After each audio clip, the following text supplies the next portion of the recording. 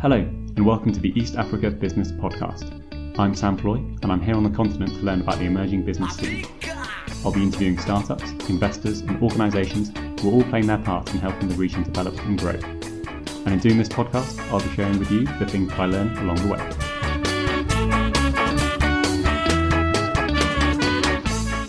If you look at activities that most people do every day, cooking is one of them. In places where you don't have gas, charcoal is often used to fire up a stove. Whilst people have been doing this for years, it's not very environmentally friendly, and it generates smoke in often confined areas of a home. Green Bioenergy is a social enterprise all about creating a clean cooking environment. Their two products are an improved cooking stove and smokeless charcoal briquettes. Ziwa and I discuss how they sell these briquettes through rural agents, how they keep the complete supply chain produced in Uganda, and prospects for taking this approach international. We conducted the interview in the garden of the Green Bioenergy office/house, and so there might be the odd bird tweeting in the background. Either way, I hope this doesn't distract you from what is a very interesting conversation that we have. So I'm here with Ziwa from Green Bioenergy. Ziwa, welcome to the show. Thank you. Thank you very much, Sam. Cool. So just to get us started, could you tell us a bit about Green Bioenergy and how it is that you got to be here?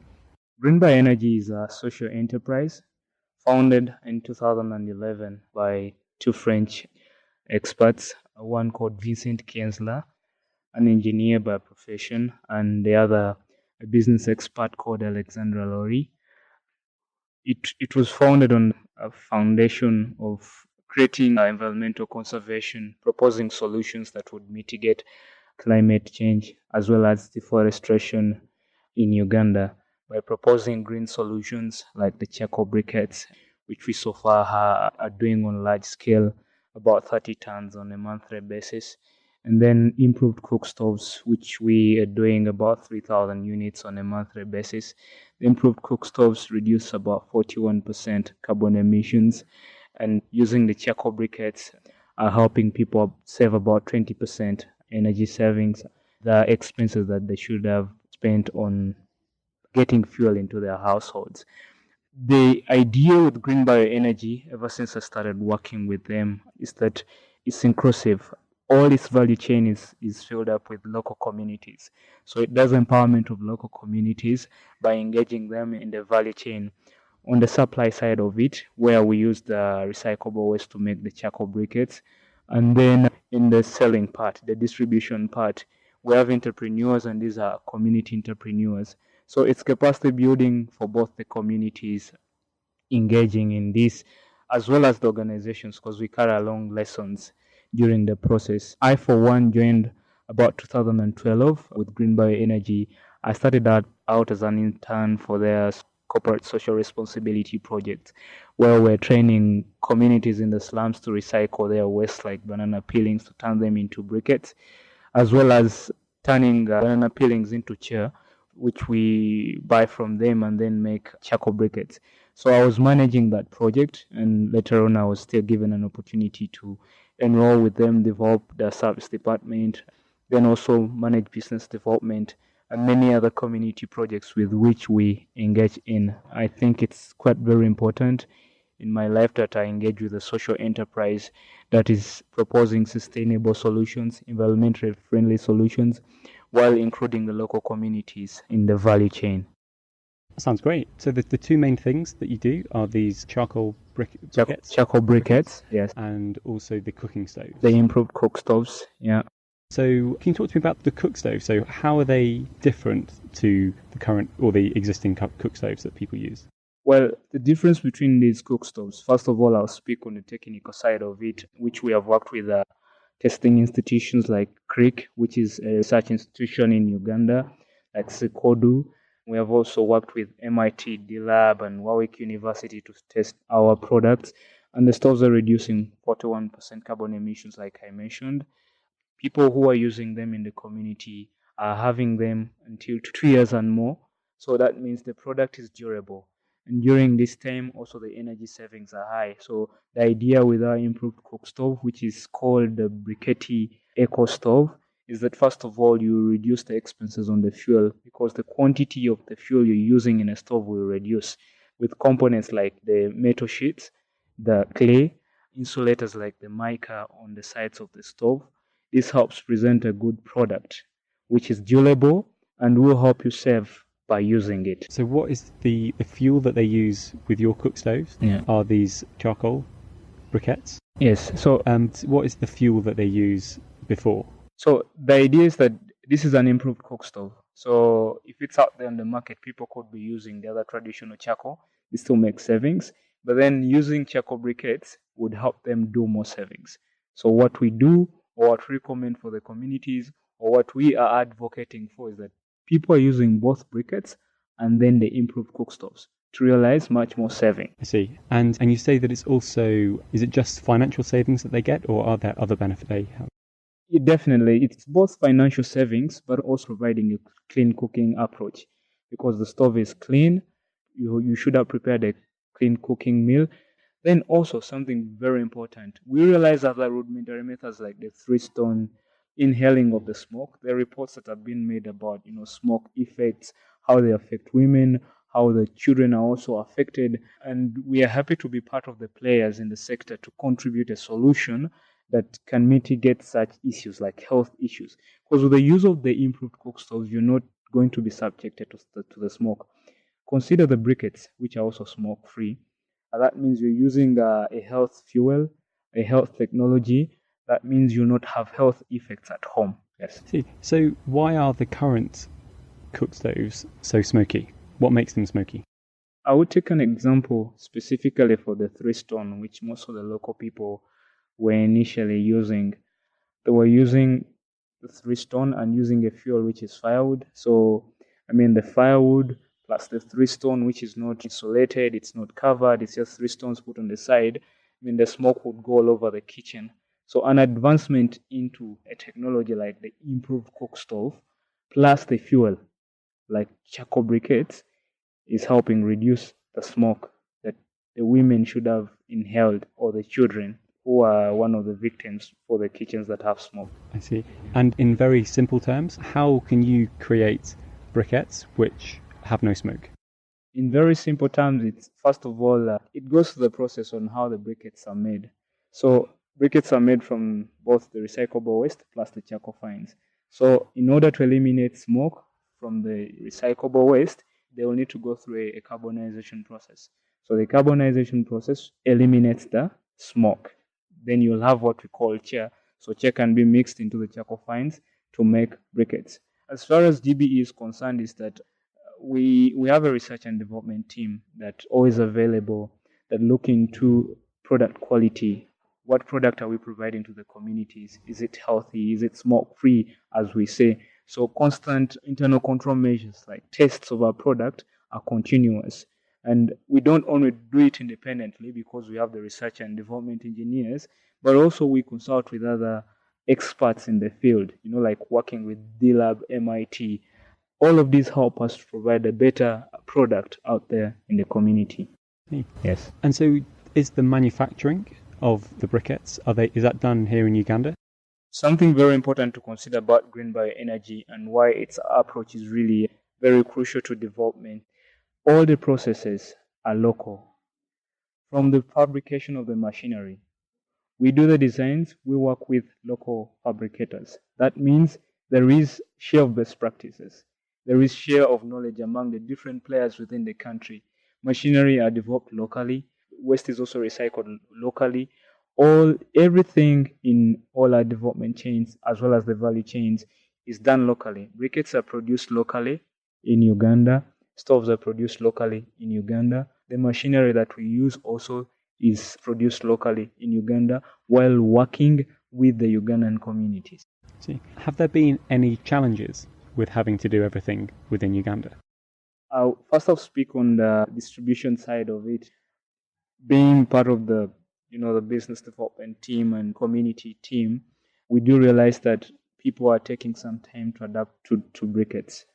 Even when we know that they need it, it's taking some time before they adapt to these briquettes, which calls for much more work from us to sensitize them, to let them know the importances of briquettes, to follow up on them, and which we are participating at and encouraging right now. One way is to work with the different development partners, with a government institution, engage in promotional campaigns, also do internal activities that bring about awareness on the use of of briquettes. Then on the other part, definitely, which is the engineering part of it, I wouldn't give the best information, but a bit of the information I have is that we have to, since all the machinery is produced locally, we have to emphasize it's still good quality. So there are still maintenance issues, but this is simple because we can still get the parts within Uganda. Yeah, that's a bit about that I can tell about some of these challenges first, but mainly it's about the adaptation to the product, specifically the charcoal briquettes. Why would someone not use a charcoal brick? And is it not simply that it looks very similar to what they're using before? Like, is it more expensive? Why would someone not use it? Charcoal briquettes are affordable, and in fact, like I mentioned, you have more savings by using charcoal briquettes. But in Rwanda, one spoken sentence I've had, like, people have used charcoal for quite a long time. So they see briquettes as a new innovation. So you have to take some time to tell them that it's not very different from what you've been using, but it's something that is better and way much more better than what you've been using. Then briquettes, in a way, the mode of cooking, you have to know what quantities that you're going to use while cooking. Because I give you a simple example among our local communities. Once you light briquettes, you're not going to stop them. So that means every batch that you're going to put on a stove, you should make sure you're going to use it to cook completely. So maybe most people find this hard, but a change in such a habit, that means you're going to save. Because I know the fuel I need to use, so I'll put the right amounts that I need to use. But I mean, it's our role to ensure that this happens for the local communities. It's not very fast, as we could assume, but it's a gradual process because it's much more to deal with the behavioral change and communication. And with behavioral change, we all have to admit it takes the time. It's a gradual process. But still happy to report that people are using briquettes. People who have been with us since 4 years, and they are still using briquettes. Households that have appreciated it because it brings about savings, it's healthy, it's smoke-free, not cause any harm. They're happy about it. Now, the idea would be to replicate this and make sure that more people can adapt to using briquettes. Yes. So how many customers do you currently have? I would say, take an example, maybe if we could say about 100 household customers. The customers that we have are segmented between the business-to-business channel, the business-to-customer, and the business-to-customer channel. Another part would be the business-to-partner, but it could also fall under the business-to-business. So for the household, look at about 100 households that are using this fuel, and they are appreciating it. These we have been with since the beginning. Everywhere we go, they'll still come along with us, and then they have introduced other members. With the business-to-business, look at about 30 and more for the business-to-business, both small scale and then large scale. Our main emphasis is to increase the number of these customers. It's also split in the products. The stove is bought once, while the briquettes are bought every day. So our idea is to make sure that perhaps everybody who is getting a stove can be in position to use briquettes also. I see. Yeah. Just to clarify, so you have about 30 business customers, yeah, and about 100 about sort of customers. Yeah. How do the consumers, the customers, how do they go about buying one of your cooking stoves? Do you have a shop? How do they do it? Yeah. I mentioned when I was starting that in our value chain we work with local communities. So one way is a direct service from Green Bioenergy. We have delivery services for these customers, which we are also developing to ensure that it's consolidated. There's better customer satisfaction, a product delivered right to your doorsteps. Then we work also with agents. Agents are like community entrepreneurs. It's a mix of women, men, people who are willing to participate with us. They're more like community ambassadors. They preach the gospel of briquette. Come use the clean charcoal, it's efficient, it's cost saving, it's healthy. So these community ambassadors, the way they engage with us is in an entrepreneurial way. They have these micro businesses in the community, and these micro businesses are selling our products, the briquette products. So how many agents do you have? It's about 20 and more. Okay, so you have your 20 agents, yeah, and do you sort of, do they come to the headquarters and you tell them about Yes. These are the benefits. How do you go about finding these agents? It's a mix of activities. Some of the people find us at promotion events or big exhibitions, and once we talk to them, they say, "Can we engage in business with you?" Yeah, and we're always happy to take them on and go through a certain criteria with them, train them on the products, tell them the benefits of the products, both financially to them as well as the impacts of the product to the communities. And then that's through the one way through the such events when these people come to us. And then most of the times we have a team. GBE works with a business development team to go out there in the community, talk to people who can be willing to take on such a business of selling these products to the communities. And so what are the benefits to agents working with you? The benefits, such a project presents, first of all, the financial benefit for the entrepreneur. Because what we do is that when they sell out the products, they earn a fee, a commission of the products that they have sold. So it's a business to them. They can earn a living. That's one. But also social impact, the picture. They are looked at as good community representatives, creating great benefits for the community by selling to them these products. So there's also that social impact benefit, like they feel proud being in this community and representing the briquette brand. I see. Yeah. So each agent represents roughly how many people in their community? Is it 100, 200? You could look at about 50. Okay, so for each agent they have 50. Yeah. Is that 50 people or 50 households? It's about 50 households. Yeah. Okay. Is there any reason why a household should not use briquette? I would say there's no specific reason why a household shouldn't use briquette. And why I confirm on that is because briquettes can present better advantages. A clean kitchen, a healthy cooking mother, savings that are also made. Oh, and not to forget about the 100. 100 is just a mix of, agents and then the household customers. So there's a number that we haven't been in position to quantify, and those are the people who are buying from our agents in the community. Or we're progressing to that, we can improve it. Oh, I see. So within that 100, there might be more people? There might be more people that are buying from agents, but we have not yet quantified that, and we need to work on it and make sure that we know all the numbers that are accessing the briquettes. I see. And how much does it cost? Do you buy a bag of briquettes? Yes. So we sell them in different packages. I'll give you the UGX figures. A 50 kilograms bag is about 40,000 UGX. And just to clarify, it is roughly 4,000 UGX per pound? I would say. So it's, okay, 40,000 might be, if you're listening in England, it's like £10. Yeah, £10. So about 40,000 Ugandan shillings. And we compare it to the usual bag that is bought about 70,000 UGX of traditional charcoal. Yes. Is this type of business, does it exist in other countries? Yes, this type of business should be existing in other countries, like Kenya. There's some projects that are already doing briquettes. In some other countries, something I forgot to mention was that apart from selling our products being charcoal briquettes and improved coke stoves, we also resell other small products like solar lamps and water filters. But also, we implement trainings for communities and for organizations. The idea for this is to replicate what we are doing.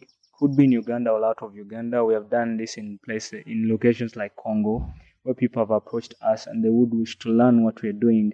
We're always happy to study an arrangement with them and organize it with them. We've done it with members from IFDC. I think it's one international organization from Burundi. We've done it from members from Congo, from Kenya, Kasigao Tree Farm, that's in Kenya. They have acquired some machinery. So it's both providing the machinery as well as the trainings on briquetting. Many other members from other countries are approaching us to study the possibility of replicating the know-how to them. And we're always glad to study that potential. See. Yeah. So how did you guys learn how to do it in the first place? Well, I would say this is local content knowledge. In the beginning, when I was not there, I think it was Alexandra, Lori, and then Vincent, and then other local Ugandan engineers who started the innovation. And it was in the backyard of the office because I joined the year after the incubation. I think local people were already making, folding clay, putting it together. But that type of fuel was, whatever they were doing that time was not giving enough heat. So the idea for these engineers was to identify how to recycle the waste. That was number one. Get the confined and make different prototypes of a product that people would expect. There were research went on around to understand what do people need. If it's a better fuel, what are they looking at during our first marketing campaign? This, I believe, should have informed the founders as well as the Ugandan engineers who were by then working in the local communities. Yes. So other countries, they're looking at what you guys are doing and they're thinking, we want to do this in our country? Yes. Is it just countries in East Africa, or is this sort of idea of making clean, like smoke-free fuel, is that existing in other parts of the world? Yes, it is existing in other parts of the world. And the requests we receive are not only from the East African countries, it's also beyond the East African countries. For people from Liberia, people from Madagascar, they're all requesting to study the possibility of getting the know-how on how to produce the charcoal briquettes. But definitely, there are also development partners who have done quite good work in the other different countries, who have worked with entrepreneurs in the other different countries, development partners like the Global Alliance for Clean Cooking. There's so many of these development partners that are existing, and they're emphasizing and building capacities along these lines.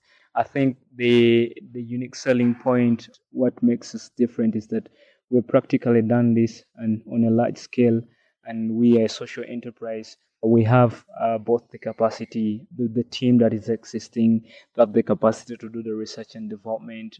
They understand social obligations. So this is a very unique selling point for us, having an engineer being one of the managing directors, having a team that is implementing the work, being socially driven. They consider social impact. They have different backgrounds. This makes GBE, for the past 5 years, one of the best social enterprise that is learning to improve service as well as products for the communities. See? Yeah. And if you sort of like look forward over the next 6 months, 3 years, what does Green Bioenergy look like? Well, we already have a set strategy. The GBE corporate team has looked into setting up a strategy for even up to 2020. Yeah. And basically, a basic view of this would be set up a distribution network. That would be one. Two, set up production plants in the different locations in Uganda. So making sure that we can benchmark the first processes that we have had or the work we have implemented to do the next work. Yes, and that's what we're looking forward to. And this is possible even through the development partners. Yes. At the moment, how many people work for GBE? Look at about 70. That this directly 70 people. 70. Yeah, 70. This work directly with GBE. There are those that work indirectly, but quite certain about 70. And I believe since we're expanding, more people will get jobs. That is one of the role of Green Bioenergy as a social enterprise, is to create employment for people. And it's very important, and it is indicated in the strategy. That means for all the expansion, it's good to consider people getting jobs, and which is one of the mandate why GBE should exist. Yes. See, what are the other things on the mandate? So one is creating employment, and other things on the mandate, proposing green solutions, continuing to discover and create green cooking innovations. I believe GBE, the research and development team, is not limited to exploring the very many other ways in which we are going to impact the community. So creating innovations that will change our community. Another mandate is to engage with the different stakeholders that exist in the sector that we are in. When we talk about issues like climate change, deforestation, these are global issues, and it would be a lie when people come and say we can do this independently. So another mandate is to make sure Green Bioenergy is engaging with the different stakeholders, which has been one of the strengths in the previous. When we want to test our products, we want to do it with people who are developmental. When we want to, improve on our workforce, we work with partners who have more expertise. So this engagement with stakeholders is very, very important. So we seek on it also, and we want to improve it through time. Yes, and also look at share best practices among the local communities. I think that is also very important. The social impact analysis should always continue, and we should look at the different indicators to achieve the social impact. And this is one of the mandates of GBE, creating the social impact. It still has to continue. I see. Yes. What has been one of the biggest learnings that you've had since you started here? I think one, I would go back to the product usage and then adaptability. First of all, is to be flexible and learn all the time. We have to learn. That's one idea. As Green Bioenergy, in order to achieve success, we have to learn. We have to learn from what we're implementing. We have to learn about our products. We have to improve it month by month. We have to learn on different strategies. Which these different strategies, what are the different stakeholders that are engaging? Could be the public sector, it could be the private sector. We have to take lessons, and this has very much improved us through time. Learning, I think, one is a key lesson that we have to carry along with us for all that we have done. The distribution strategies, the social impact strategies, all of this has been possible because we are willing to know and understand in the previous that learning has been one of the greatest strengths that we can look at our capacity building. When we look at our capacity building, we're engaging with the different partners. We have had Harvest of Fuel initiative who have come along for our marketing efforts, for Histra. So even when we know that we have an expertise team, there could be resources, we need to learn by engaging with the different people who could have more expert or who can contribute towards the development of Green Bioenergy.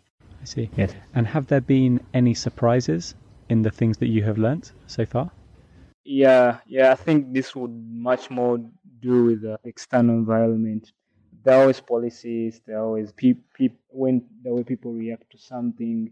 So, yeah, and I mean, you could have a qualified assumption to achieve something, but then when you say, okay, why wouldn't somebody take on briquettes, since it's a good fuel? And when you have this assumption, sometimes it's shocking when you go to a person who does not really want to very much know that they would need another fuel to help them save. So those could be one of the shocks. And then the external environment. I mean, for every business, especially for the social business, there are external factors that influence on it. What are the policies existing? How are these policies supporting the business that is existing? Are they friendly? And how are they positively or negatively, impacting on the business? So these are all shocks that the business has to discover about people perceptions. Those are all shocks because sometimes you assume something is, a good fuel, which is a good fuel, but it's not the way that maybe everybody would think about it. So your role is to make sure that people understand it and adapt to it. Yeah. I see. Yeah. So we'll just do a few more questions, if that's okay. Yeah. If you were to look forward 20 years, 25 years, will people still be using these cooking stoves and briquettes, or will people use sort of like gas stoves like they do? Yeah. Well, I wouldn't base that on my own assumptions, but the same question was asked during the interministerial meeting that was organized by the Ministry of Energy and Mineral Development, engaging the different private sector. And they were saying biomass is still one of the biggest resource, even closest to the next 20 years, that will still exist. So I believe that so far from such information from those people who have done research, there's a belief that people will still be using the improved coke stoves. They'll still be using the charcoal. Gas is quite interesting, but not everybody is going to use it. And even in 20 years, according to what these people like the ministry say, the value of biomass. I mean, there are these reports, if you get a chance, biomass review reports. All these reports exist to inform that there's still need for energy even in the next close 20 years. Yes. Briquettes and improved coke stoves, more important. Yeah. And do you think that GBE will just be in Uganda, or do you think if you were to look forward 20 years, will they be elsewhere in the world?